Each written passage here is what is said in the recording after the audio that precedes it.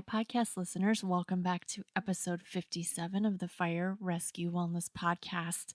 Before I introduce my guest today, I want to give a special shout out to my episode sponsor. Thank you so much, Tara at flamedecon.com. Flame is an activated charcoal product that firefighters can use to decontaminate their skin after fire events. So I'm going to encourage you to head on over to flamedecon.com and check out Tara's products.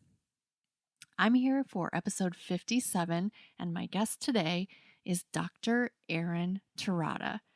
Dr. Terada is the Director of Clinical Training at Relief Mental Health in Oak Brook, Illinois. And Dr. Terada is an expert on eating disorders, anxiety, obsessive-compulsive disorders, and trauma. But we dove in today about deep brain stimulation, among other things.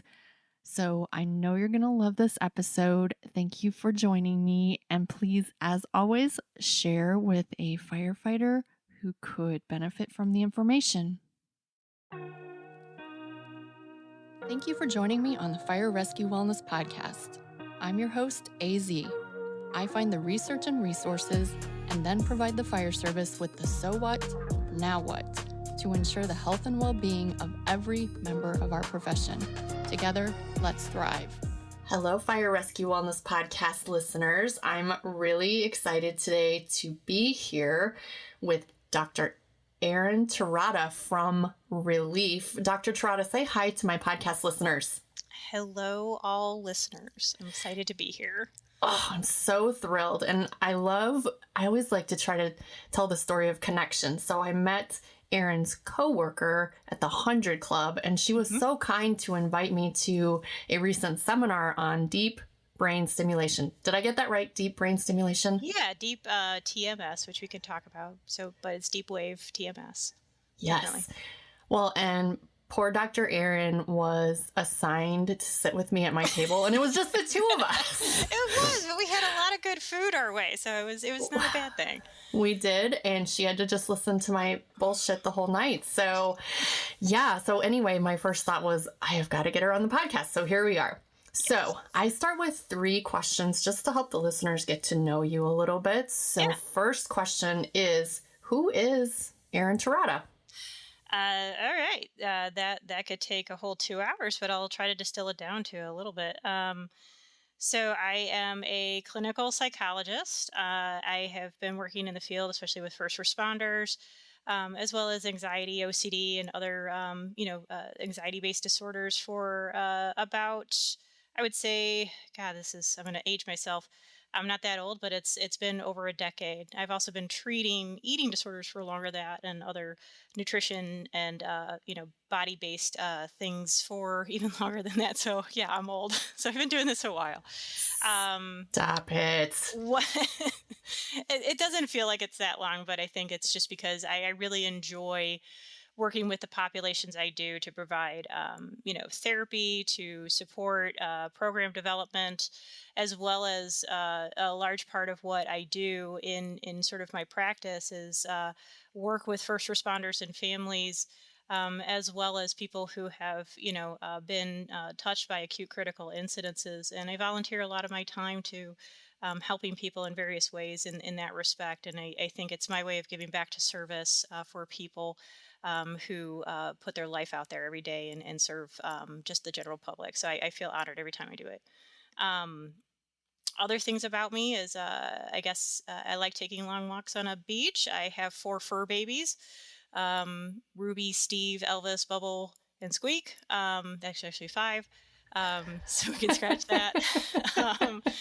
But yeah, I just, I like what I do in my off times. I do a lot to take care of myself and others and try to practice what I, preach to others and support people on. So it's a little about me.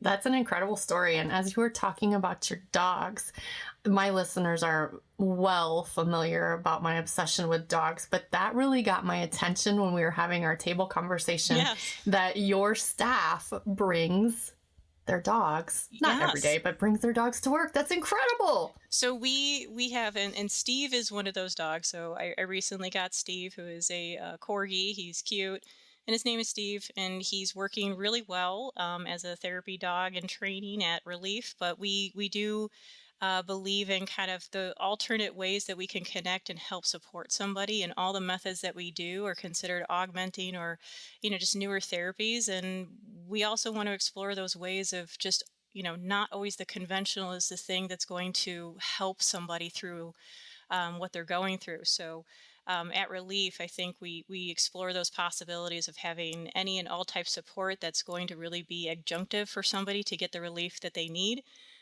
So yeah, we always have kind of dogs poking in at least once or twice a week, and it's pretty awesome. I have a dog friend. His name is Kevin, and just the name Nice. cracks me up. But Steve is also, it just makes me laugh. I love that. And the ladies at Relief were so nice to invite me out, and I haven't been over there yet, but they were also nice enough to say they would coordinate it on a heavy dog Yes, day. Steve will volunteer as tribute on the day. Poor Steve. Poor Steve. I have a lot of pictures of me cuddling dogs where they look like they're trying to get away and giving the side eye. So, yeah. Sadly enough, our dogs aren't capable of doing that because they're just so friendly. So you will get probably licked to death or won't be taken away because there's too many pets that are at risk if you leave. So you will probably have to tear yourself away. So you might have the reverse picture, at our place. I love that. I always think of Stewie in his crib. Get back here and love me. Okay. It's pretty much every single dog we have. Get back here and love me. Hey, bring it on. Okay, well, next question for you, and I think you alluded to it a little bit, but what sets your soul on fire?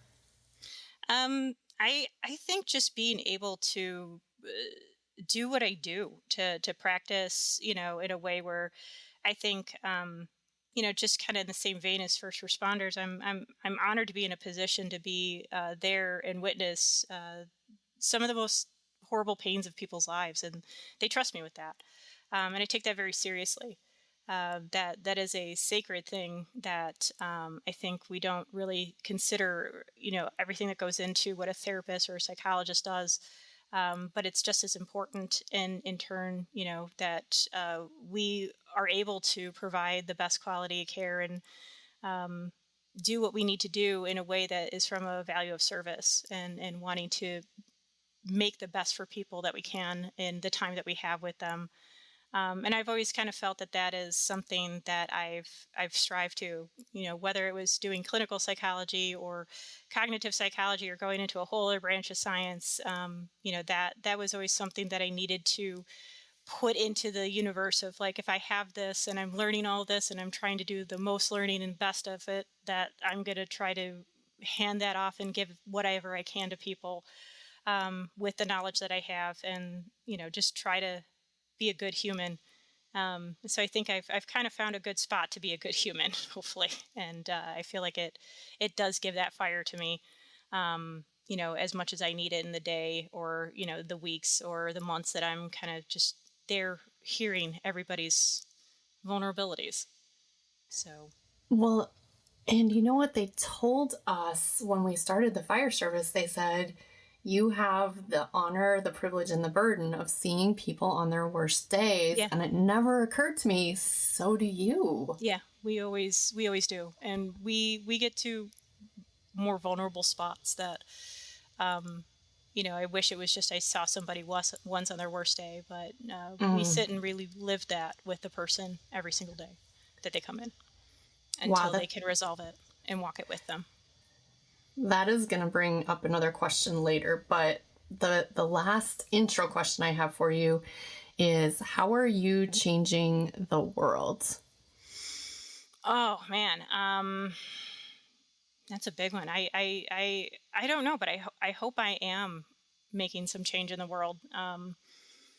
I always feel like I could do more, and then I'm kind of humbled by, thinking that I didn't do enough for a person. And sometimes they occasionally come and say, like, you changed my world. I'm such a better person for being in the room with you. And I think when those moments happen, that kind of refocuses you. That, I have to keep thinking every time that I work with somebody, and I'm in that position that I'm there to kind of make the world a better place and to show this person that they have space and they matter in that world, and that they deserve all the things that they want, to have the life that they need to be the best person they can. So that's kind of how I think I'm changing the world. And Plus, that's with adopting dogs one at a time and naming them just normal human beings, I'm changing the world that way. Well, yeah, I would agree. Absolutely. And that's really, that's an incredible message. Just all of that, everything you just said really resonated with me. So thank you. Thank you for what you do. Thank you, all you guys. Like, I literally every single podcast listener here right now. Thank you for what you do. I just hope I can keep you doing what you're doing, because it's reciprocated. The feelings are just as strong in this direction. Wow. Well, before we go too far diving down rabbit holes, because I know we're going to, I kept just casually saying the word relief, and you said it too, but what is relief? Yeah, Relief Mental Health was started 3 years ago. One of the many endeavors of Susan Mueller, who is our CEO and founder. She's a brilliant lady, and she has always been somebody who, has been supportive of mental health and wanting to get care to people, just from her personal passion and also the love of just, helping people. She created Relief Mental Health and TMS to offer newer therapies for people who had gone through many, many different ways of trying to get help and finding that, they weren't getting help and they weren't getting relief. So hence Relief Mental Health. And we offer, a variety of different augmenting and neurostimulation therapies, along with, medication management, as well as therapy, psychotherapy. So what I do, in order to help people in situations where they have treatment resistance, where they have, a lot of times people come to us at their end game. So we will use things like deep wave TMS, which is a FDA approved form of transcranial magnetic stimulation. That is a non-invasive, FDA approved, like I said, therapy to work with depression, mixed anxiety and depression, as well as OCD. Deep wave is different than other types of TMS because we can penetrate deeper into stimulating the brain and release some of the, kind of symptoms that have been resistant to medication. We can also help it flow better. So TMS is transcranial magnetic stimulation. It uses the same technology as an MRI to start to create a difference in how those brain sections that get involved in depression, anxiety, and OCD and other disorders from misfiring or not working to their best potential. So even if somebody has had a hard time with just psychotherapy or with medications in psychotherapy, which is standard treatment, this can help augment that and relieve some symptoms that are generally seen as treatment resistant in many of those situations. It really is a newer therapy. Not many people know about it. But it can really bring people back from a place of, trying to find something that works and really finding some, reduction in symptoms, as well as freeing up, kind of some of the anxieties and compulsive things that they might be doing, or just to engage in that where it was impossible to stop without just reconnecting, rewiring, and relinking things that have not been linked before in the best way. I was exposed to this, I believe it was 2 years ago. I'm a member of something called the Society for Neurosports. And so we have a conference it's usually in February. And actually, funny side note, the doctor that spoke at the dinner and learn that I was invited to, I actually was so fascinated with her. I connected her with our society. So hopefully she's going to be able to speak at the next meeting. But I was exposed to this brain stimulation and I was really interested in it. And I guess I didn't realize all of the things that it can can help people with. But the other thing I didn't realize, I'm a problem solver.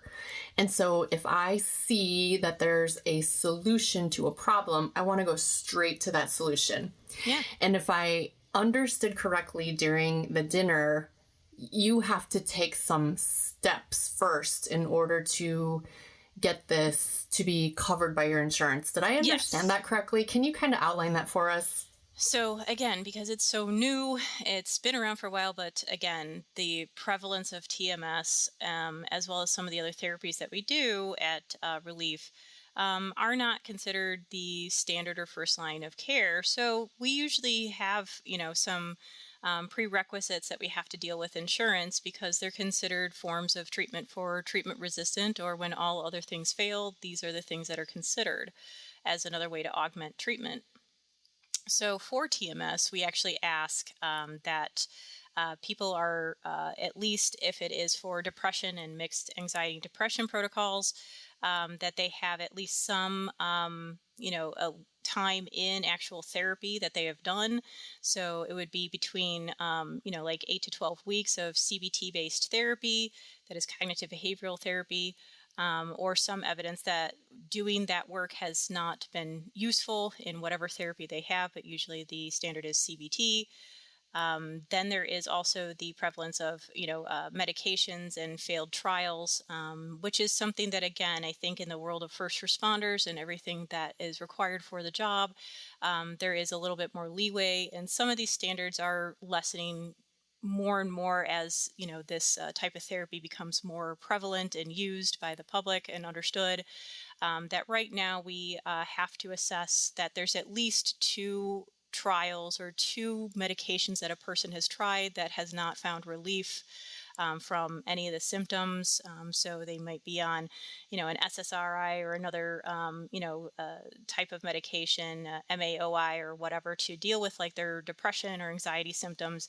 And that even with that trial of medication, that the symptoms still remain. So 2 failed trials of trying a medication is usually the standard. However, depending on the type of medications, given the nature of first responders and their job needs and things like that, some of those practices could be a little bit more leeway because we can't necessarily say that the same types of drugs in all situations are approved for people who are doing emergency first responder work, because some of them can have some effects on being able to provide relief, but also can dampen your ability to do your job. So we really try to argue and work and authorize everybody before they go into those sessions, and make sure that insurance will cover. If not, we really try to work with everybody in every single way to get them the help and support they need for TMS. If we're having a hard time getting coverage, we will fight every single argument that we can to do that. Thank you for clarifying that. And because you and I know that all of the listeners and probably all adults should be in some sort of a mental health care routine, whether that looks like going to see someone and talk to them 2 times a year, whether they need it or not, or quote unquote need it or not, or, they're getting comprehensive care. But I think many of our first responders maybe haven't even considered getting care for their mental health. And so can you explain to them what is cognitive behavioral therapy? What does that even mean? Yeah, sure. Cognitive behavioral therapy is one of the ways that we can, design therapy sessions that can alleviate, symptoms of really extreme, disorders or, stressors that somebody is experiencing. It really has been around for several decades, developed in, the 70s. And it stands for, cognitive behavioral, because those are the things that we really look at, the link between what thoughts, feelings, and the behaviors that result kind of have a flow together. So they are all connected, and we need to understand that how those connections work and how our thoughts can influence our behaviors can influence our thoughts, and how emotions play a role in those.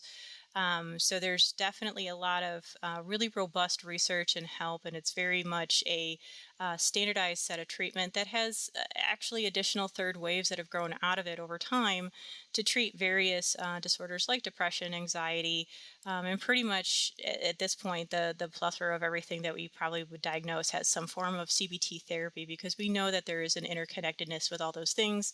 And even just trying to start working or thinking or behaving different or experiencing feelings different can open up a world of different ways to change and opportunities of how to do that. It also really subscribes a working alliance and a cooperative sort of agreement of what whoever comes through that door wants to accomplish, and working in tandem with kind of the therapist to explore and experiment on some of those issues through, just challenging thinking, changing behavior, looking at how thoughts and feelings are connected and what spurs those on. And it can be very much, a very simple but very powerful way of helping somebody through what seems to be impossible. It's sort of on a different wavelength than some other more deeper processing things, but it is one therapy that we can use that has a lot of robust information. And I think it doesn't necessarily even matter that it's CBT or whether it's psychoanalysts, or psychodynamic, or if it is, some other form of therapy, emotion focus, whatever it is. I think the main thing in therapy is that this is a theoretical framework. Your therapist could choose one of many. However, it really is the working alliance. And if you feel that you can talk with that person and open up, and they feel that they are understood by that person, and can keep working in sort of improving their life and sort of working in that connection, that really is the most powerful thing. It doesn't matter what the therapist actually subscribes to, but CBT is a gold standard, as we know, and also insurance sees it that way for these procedures. But we generally at Relief will explore a variety of different types of CBT-based treatments and other evidence-based practices to really individualize care for the person, as well as, meet people where they're at. So if one method of, trying to define and understand their problems doesn't work, we'll go to another that has just as much evidence and relay. But it really is that relationship that fuels the growth and change. So Evidence-based. Excuse me, yes. evidence-based. I love that. And as you were speaking, I was thinking a lot of times during my podcast, I will throw out my thoughts. Like, this is how I think it works. And then I invite my guests to like challenge me and correct me. So this is my perception. I've always been taught that neurons that fire together wired together. Yeah. Okay. And so you were saying if you start with cognitive behavioral therapy and it doesn't seem to be helping, then maybe potentially we move on to some medications. It doesn't seem to be helping, then we move on to the deep wave brain stimulation. Is it because those neurons are wired together so tightly and our particular brain is resistant to that process, or is it something bigger and more scientific? We can get scientific about it, Yeah, but I would say at the basis of it, for just a simplification of argument, we know that when, the neurons that, again, continue to fire together, we lay down certain pathways, and those can be, definitely things that can hinder a person's ability to change. And if it's, again, a pattern of behavior that somebody has engaged in for a while, it's really hard to break that circuit. There's also, things such as, like, if we get into the science of it, other factors that contribute to it. So it doesn't necessarily mean that, like, because your brain is wired this way, that you're stuck this way. That there is, the aspect of neuroplasticity that can happen in a variety of different ways. If somebody has that, circuit really laid down and sort of, really firing at a good pace, for a while. And they also have some things like genetics that, again, once that is expressed, we know that anxiety disorders and depression and even substance abuse and some other major disorder categories have genetic and biological origins. We also know that experience plays a huge role in how those things get wired and rewired in somebody's brain. And that can be unique to every single individual. Now, does that mean that it's going to be entrenched in that way forever? No. Can that actually, that neuroplasticity and rewiring happen just with therapy or medications or a combination of both those? Yes, it happens all the time for people.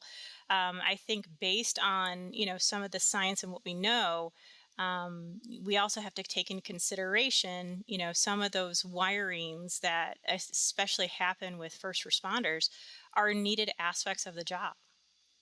So we can't fully change that for a person if they need it as the thing that helps them get through the scenes that they come on, to being able to help a person in need in a crisis. So we actually sort of like hijack it a little bit so it doesn't fully fire at like, a really high volume. We will help them how to dim it down or change how they see it or recognize when it's going too up, and sort of that they have more control over the flexibility of how much it goes on and when they can turn it down. But I think in the terms of like what we need to do, especially with most first responders, is understand that we can't completely rewire, and that's some of the things that comes into play when there is longer struggles with a cumulative job stress or other things that happen.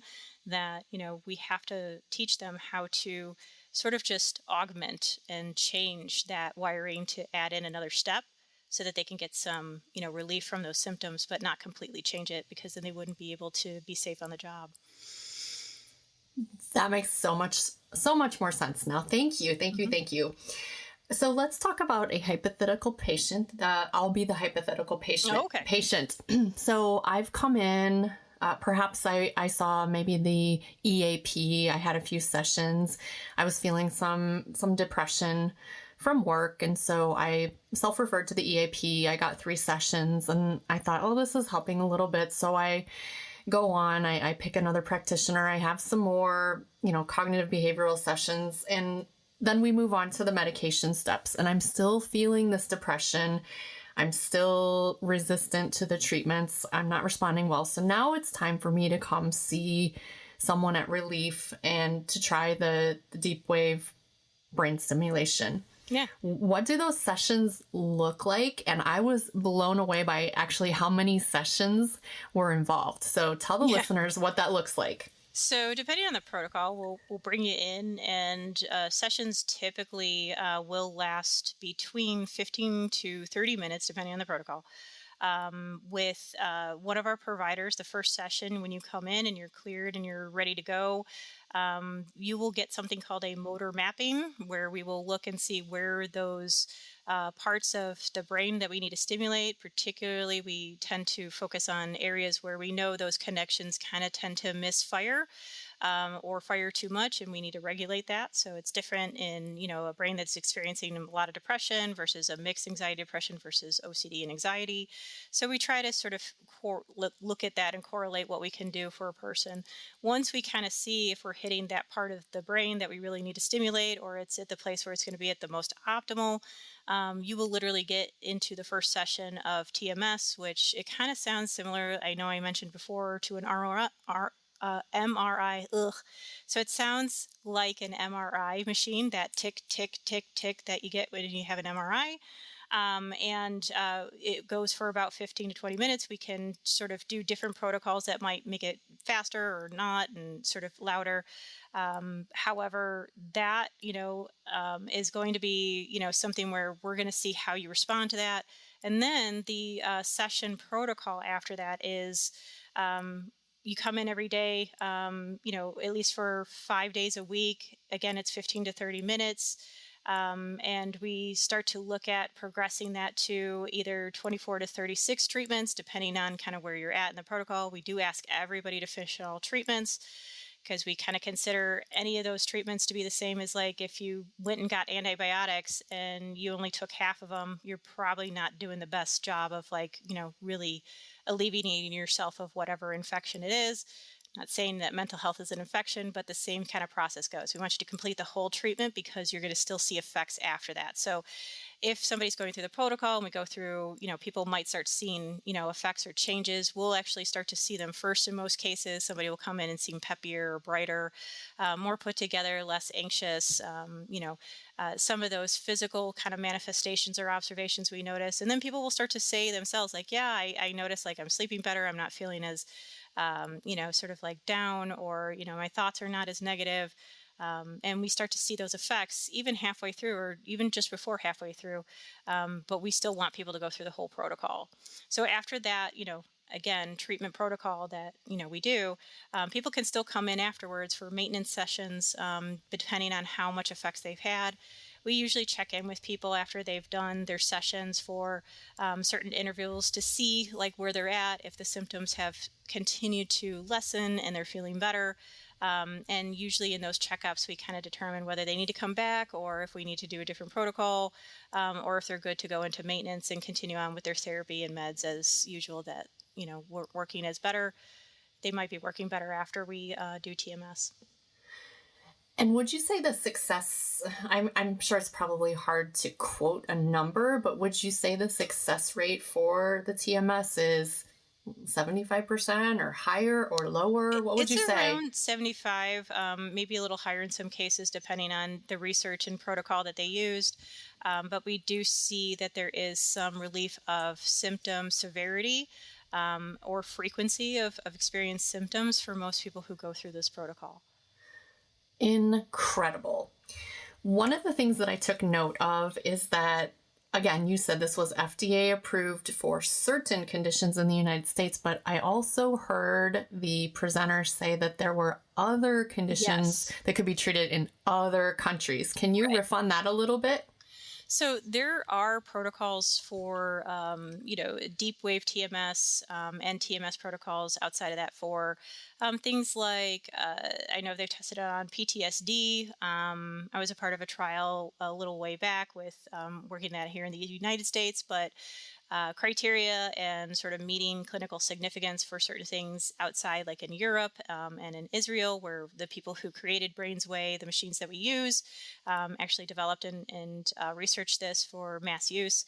They have found certain conditions to be much more amenable, and their research standards are a little bit different than ours. So people have used this for PTSD, like I said, for relief of chronic pain, Parkinson's symptoms, for smoking cessation. There is a protocol for it. Addictions, there is a protocol that people can use to sort of relieve some of the things related to addiction circuits.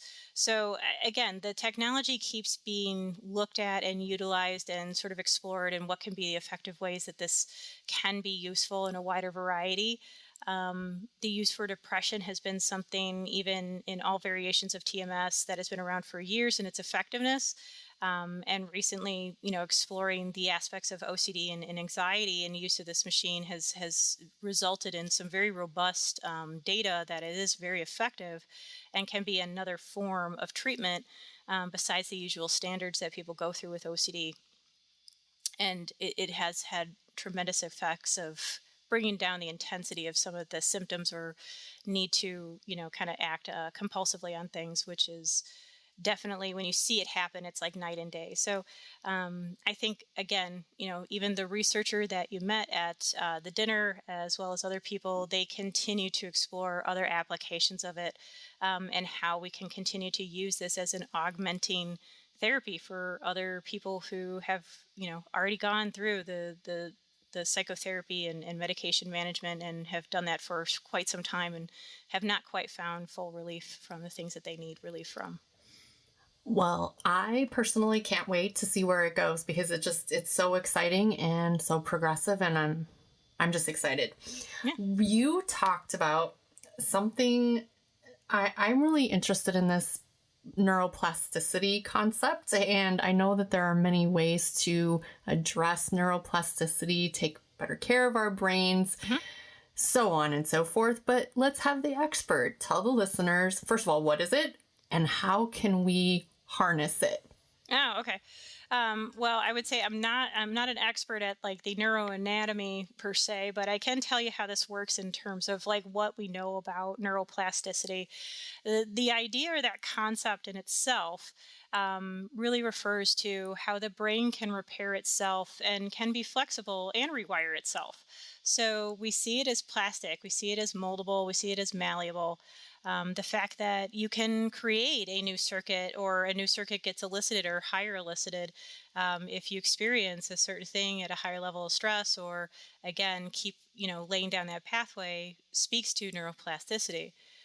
There's various ways that we can promote this, from really tapping into various forms of how we understand our thinking, our executive functioning, our day-to-day self-care practices, what we do to keep up with it.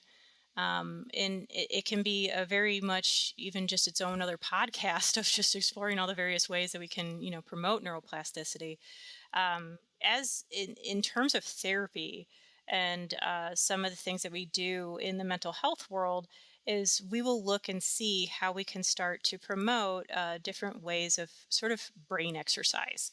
So even if it is trying to learn something new, if it is trying to just, again, recall and practice, sort of keeping those circuits alive if they haven't been, or to rewire it by practicing a new way of thinking, practicing a new way of, incorporating new practices for self-care, exercise, various things. We know a lot about how various activities and practices with just changing how you approach something in a very creative way or an analytic way can start to promote more neurons from atrophy or like dying, or be able to promote a proliferation or growth in an area. The concept has been around for quite some time. We know even people who have gone through massive brain trauma or even have severe surgeries to remove parts of their brain, the other side of their brain will compensate. And that's the idea of neuroplasticity, that our brain can grow. And it can do this until later parts of life, where we're kind of surprised to hear that sometimes, but it can be plastic and flexible and grow even into our 60s and 70s in some cases. So with good genetics and care. So there is something to be said about this idea that like you can change how your brain is wired, and you can grow various new pathways that can help and change and augment them to really get relief from the things that you struggle with. And I'm so excited. I didn't have to give you a poke about the physical exercise. I was hoping you would say that. That is a huge thing, because that I think we promote, and I think most people are aware of, that there is a mind and body connection. Yes. We are fully entrenched in that belief too. That our body is also our vessel, and if we're going to treat the person, we're going to treat the whole person. We know a lot of things about depression and anxiety disorders and even PTSD and other things that affect the body. It is connected. So when the body is under stress, the brain is under stress, and vice versa. So there's something to incorporating physical exercise into what we do, but there's also things like sleep. Sleep is a huge thing. Oh, my favorite, sleep. Your nutrition is a huge thing. And sleep is one of those things that, again, for neuroplasticity to take place, we need to have good, consistent sleep. Oh, I'm so excited you said that. Full disclosure, I'm putting you on the spot, and I know that you're not a dietitian. I know that's not your wheelhouse. And so... No, but I've met many spectacular ones.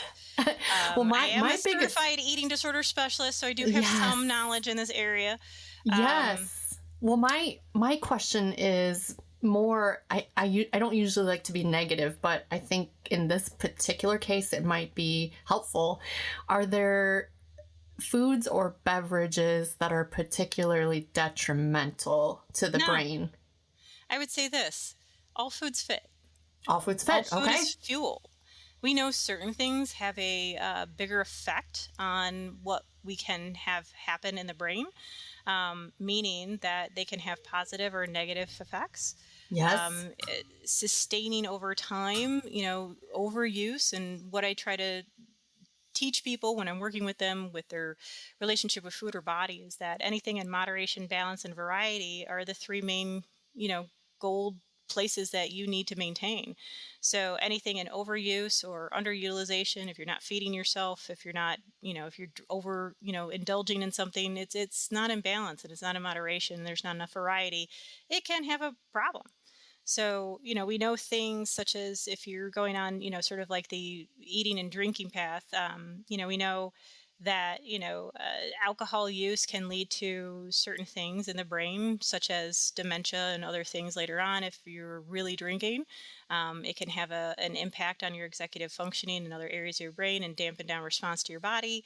And these things have been known for years. We also know caffeine is something that's constantly, used by a lot of people in this world. It does have a neurotropic effect, or it does have a space in sort of helping us. It can, block, and it's pretty much an adenosine blocker, which is the hormone that kind of builds up in our day that, gets us sleepy. So if we're blocking that all the time, we're kind of, getting to feel exhausted. But it also can help with retention of memory and sort of spike that for us in smaller, more sort of considered doses, as well as, help our executive functioning. And in some cases, like for cases of ADHD or attention deficits, it can actually sort of like get the brain down to a place of stimulation where it can focus. So, certain, things that we eat, certain things that we drink do play a role. But the thing that I usually preach with people is food is fuel. And even if you're getting, fuel that's, if we look at it as a gas station, you can pick the unleaded or you can pick the full premium. It's still all going to run your car. It's just not going to run it really well. If you're picking like the unleaded, cheapest gas all the time, you might have some difficulties with your car. But we don't always have to take the premium gas and feel like that's always the only thing that we can. We can have a variety of it, and sort of use those things that we can have access to help us in a way that's going to be useful for us. And if we look at condensing that fuel and getting the best out of it that we can, we're going to feel better. We're going to, feel like we're more in a place of balance. We're going to feel like we're more in a place of not having so much stress affect us as much. We're going to be able to feel like we can do more in our day-to-day lives, and feel better about it. I love that analogy, and I'm gonna bounce one back at you. I had a coworker. Shout out to Michael Egan. He retired a few years ago, but he was a very funny man, and he always used to say, "Everything in moderation." Mm-hmm. Including moderation. Including moderation, right. Yeah, so, like you're going to have times, like you can't knock it out of the park every day. And like, again, people need variety. So that's why I kind of put that variety sense. Like it doesn't always have to be moderation. We can try to aim for that as close as possible. But we also know that there's a variety of things that we can do, from our physical exercise, from our food intake. A lot of various things can play roles, but as long as we just keep it, sort of in a way where we change our relationship with those things to maintain a balance, I think we're kind of in a good spot. And if we strive to do that, we're going to be, really reaping the effects of that for a very long period of time. Drop the mic, ma'am. I feel like I'm probably going to have you back once you get a good break. I think I'm going to have you back just to simply talk about eating and eating disorders, because I think that's fascinating. Well, you mentioned something early on in our conversation, and you talked about how there's kind of a cost. You didn't say it this way, but this is what my brain heard. There's a cost to you personally and professionally doing your work, because you're literally walking with them to the completion of their treatment. That you did say that. I wrote that down. So what does Erin do to take care of herself? Oh, okay. Well, I do a variety of things. I think there's the way that I look at it is like, there's things that I do that feed kind of my inner child and joy. There's things that continue to allow me to be the adult who I want to be. And there's things that just make no random sense, but I love them and I'll do them anyways. That I have to have, me fulfilled, and in a place where I feel like I'm at my own optimal health. And I can admit sometimes that has gone to the wayside in service of others, and I have to keep that in check. But really, what I do is, spend time with Steve and Ruby and all of my fur children, and have kind of that quiet mindfulness of just being in that moment. But I also do things like, again, I take care of my physical health. I go and exercise, and I do a lot of weightlifting. I do a lot of things to just kind of keep myself challenged in another way, and sort of relieve some of that stress at the same time. But I also, really enjoy, creating things. So I'm a prolific gardener, and I do that a lot. I also create, a lot of just art at home. I haven't done that in a while, but that has always been a place that I always find myself back to. At a point, processing things that I can't verbally sort of do, but needs to be processed. And yeah, just kind of spend time with, my husband and my family in contact. We're not always in the same place at the same time all the time. But when we do connect, I really cherish those moments. Erin, I'm dying right now because as you were talking about the dogs earlier, I was like, oh, Erin must be single. No. No. Okay, I love it. Erin is married with the 5 dogs. That's amazing. Yes, those I are love our it. fur children.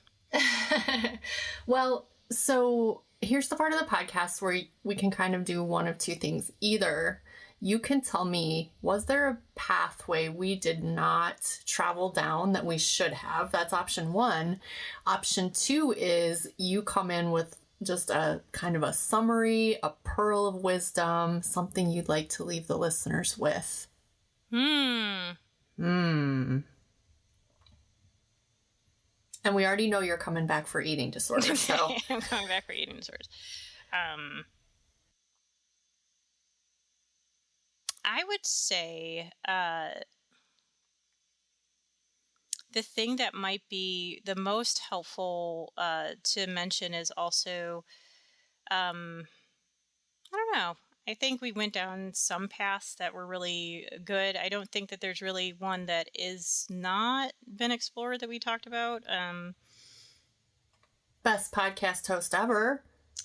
You're pretty good at this. Just you know kidding. What you're doing. I think, the one thing, if I had to leave like a pearl of wisdom, I always talk to patients about this idea of smelling themselves. And tell me more. Self-awareness is like body odor. So I'll leave you with this. It's a funny pearl of wisdom, but it makes you think about it. That self-awareness is like body odor, that usually we are aware of other people's scent before ours. That if you've ever been in a situation, somebody comes up to and you know that they're kind of stinky, but you won't tell them, but and they're not aware of it, but like, whoo, that's kind of stinky. Same thing if we take that to another level, that you become aware of your scent only when it's at an extreme. And usually it's kind of in a situation where we're really sick, we're not taking care of ourselves, but at some point you will like, whoa, that's I smell. And it's only when we kind of have that extreme form of it that we start to question, maybe we should take care of that. Now, if we take that to self-awareness land, when we see somebody come up and we see that they don't look okay, they may not want us to know or understand that they're not okay yet, but we know. You're like, hey, how are you doing? Oh, I'm okay. And you got to get the sense of like, you ain't okay. You're not okay. And we also need to do that for ourselves. It might take a really long bit for us to really realize we're not okay, but you also need to realize that other people have probably been smelling you for a bit, and they know you're not okay. And so Girl, what I ask people to do is to smell themselves. Before they even smell it, just take a whiff. And think about, what is really going on. Because other people can probably smell it. They may not know how to tell you. They may think that you may not be receptive to it or don't know how to say it. But if the people around you are smelling you, which most likely they are, seek their support, get their help. Don't dismiss what they're picking up on. That was the best pearl ever. So good. All right. So, Erin, I will put the website for Relief in the show notes. Is it okay if I also share your email address? Yeah, that's totally fine. Okay. I'll put that in the show notes too. And I think with that pearl of wisdom, smell yourself. Because others have already smelled you. Yep. I think we can drop the mic. So this has been AZ and Dr. Erin, and we are officially out. Thank you so much.